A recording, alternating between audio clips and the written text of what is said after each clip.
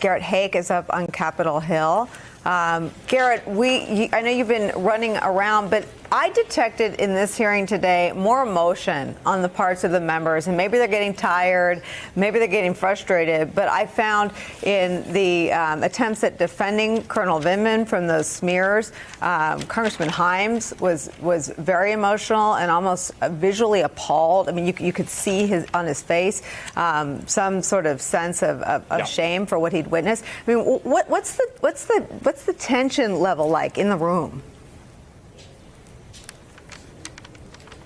Well, and I'm not sure if it's because of Vindman appearing in full uniform or because of those dog whistle questions from Mr. Castro, the Republican attorney asking questions here, but it really was something that I think triggered a number of members, particularly on the Democratic side and even, frankly, some on the Republican side who felt they had to make a point of defending Lieutenant Colonel Vindman and praising his service. You have to remember, all of these members go on CODELs to foreign countries. They travel across the world. They spend time on military bases in their districts and abroad, and they know men and women who serve, much like we all do, but they see and they fund the efforts to do all of this at the same time. And so I think to see the lieutenant colonel up there having to essentially defend himself with nobody but his lawyer at his side brought out a lot of that emotion that you saw in that hearing from these members who are watching all of these, public servants, low-grade people who are not, by that I mean pay grade, but people who are not typically brought out in front of the cameras, people who typically toil in relative obscurity,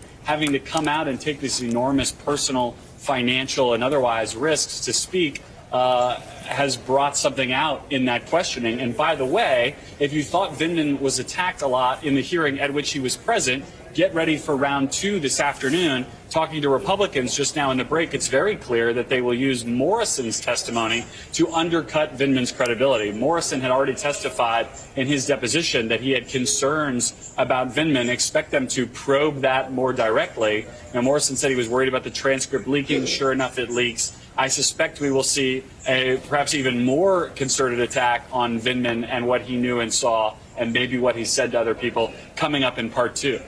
Garrett, I have a question about why it's so vital to the Republicans to destroy Vindman's credibility. Why does the defense of Donald Trump run through the destruction of Lieutenant Colonel Vindman? I think because Vindman speaks most clearly to the phone call. Remember, we've been saying for a week now, the Republicans have been trying to shrink the timeline here to make the only impeachable offense the phone call and the president's conduct on that phone call. Vindman is the most direct witness to speak to just that one piece of evidence and say just that one piece of evidence is in fact bad enough. Remember, the Democrats' theory of the case is much larger, that this starts with the removal of Yovanovitch, extends all the way through when that aid was finally paid out. But Republicans have seized on that phone call so tightly that Vindman, as a career, aggressively nonpartisan professional with expertise on this area, raising this red flag about that call runs directly at their most important, what they have determined to be the most important piece of evidence. And that's why I think they see him as so dangerous. Hey there, I'm Chris Hayes from MSNBC. Thanks for watching MSNBC on YouTube. If you want to keep up to date with the videos we're putting out, you can click subscribe just below me or click over on this list to see lots of other great videos.